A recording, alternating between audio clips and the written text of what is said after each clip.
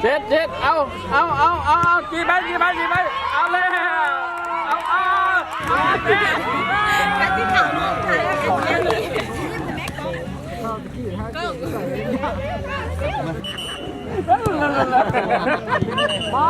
มันยังย่านคนเอา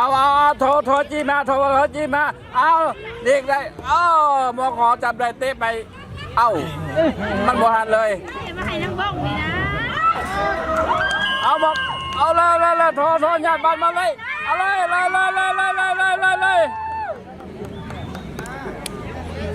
เตะขาหัวเลย ปั๊บเอา